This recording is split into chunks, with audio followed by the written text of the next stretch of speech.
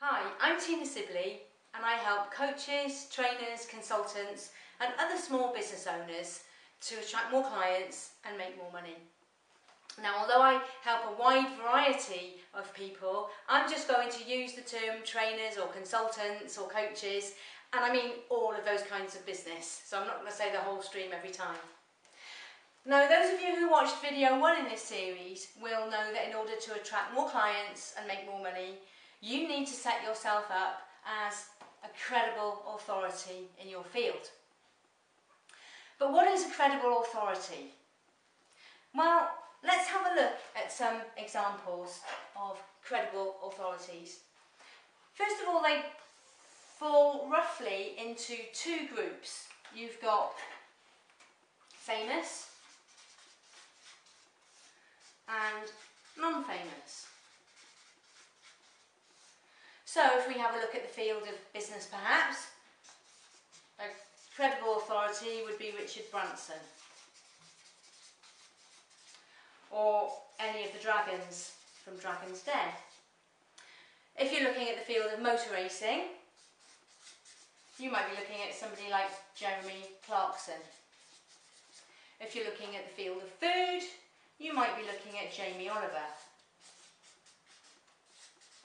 And if you're looking at the field of health, you might be looking at Dr. Hilary Jones, and so on and so forth. So these people are all credible authorities within their own field. But you don't have to be famous to be a credible authority. There are a lot of people that I think are a credible authority in my field. For example, Yannick Silver, people like Chris Cardell, Scott Armstrong, Bernadette Doyle,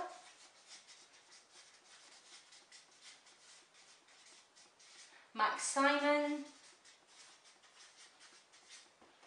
Nicola Bird, another non-famous person, Tina Sibley, and how about you? Now, you may well have heard of some of these people. There's a good chance some of them you haven't. The point is, to be a credible authority in your field doesn't necessarily mean that you have to be a household name. It doesn't mean that you have to be known to a wide group of people, but it does mean that you do need to be fairly prominent and have a profile within your own field. So, again, if you're looking at this credible authority, what is it that we need them to be able to do? Quite simply, they have to solve a problem. Do you have to be the best in order to solve a problem? No, you don't. As long as you can solve the problem, you can set yourself up as a credible authority. Do you need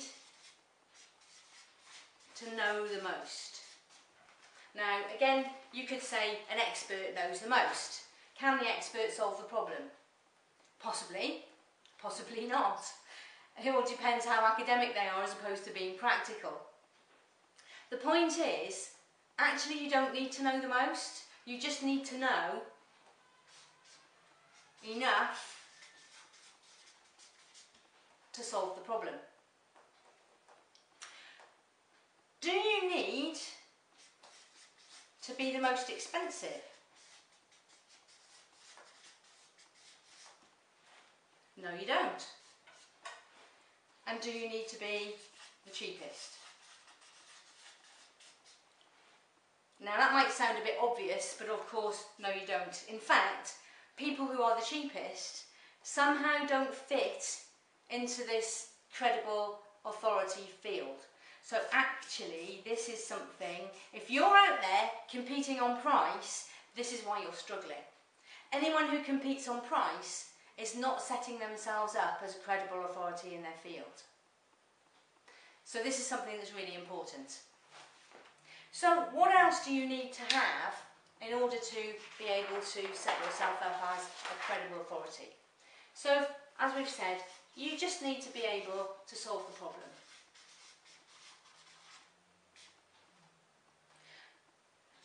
You may have a unique style. In fact, you will have a unique style because everybody's different. You're you can't be anybody else. The other thing that you need to have in order to set yourself up as this credible authority is people need to know, like and trust you. Now, if you've been around networking, then you'll have come across this phrase before. It's really important, if people are going to spend their money, first of all, they need to get to know you. Secondly, they need to be able to like what you've got to say. Now, this doesn't mean to say that they have to necessarily like you personally, but they need to like what you're saying. They need to like the way that you solve the problem for them. And they need to be able to trust you. If you're expecting them to dig their hands in their pockets and to part with their hard-earned cash, you certainly need to build up trust. But the other thing that you need to do on top of all this stuff that we generally try and do when we're setting up, networking or looking at clients, is again you need to build up this respect that you get by setting yourselves up as a credible authority.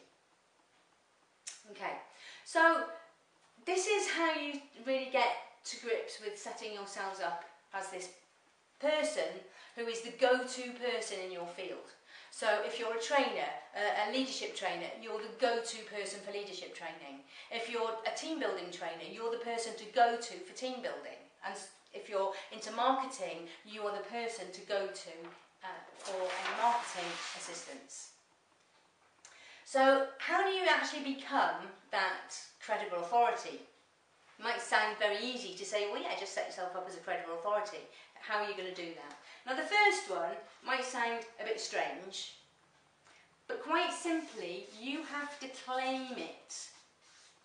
Nobody is going to suddenly put you on that pedestal and say, do you know what? You are the number one expert at what you do. You are the number one field. You might get lots of compliments. You might get lots of testimonials. But you have to say, I am the person to go to for X, Y, Z. If you don't blow your own trumpet, nobody else is going to blow it for you. So be bold. Claim that status. Claim that number one position. Because nobody else does it the way you do. The second way is write. If you can write a book and get it published, fantastic. You automatically become a credible expert. You can write your own books and get them self-published. You can write ebooks. You can write articles. The point is, get yourself known as being an expert in your chosen field. The third thing, and my favourite, and this is something I'm going to be talking more of, is get speaking. If you give talks to live audiences and over the internet through web videos like this one, you will get known as being as a person to go to in your particular field.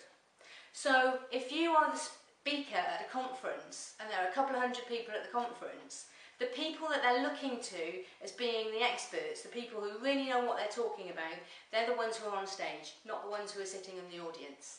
So get on stage. It doesn't matter if you've got an audience of 6, 60 or 600. Get out there and get started getting speaking.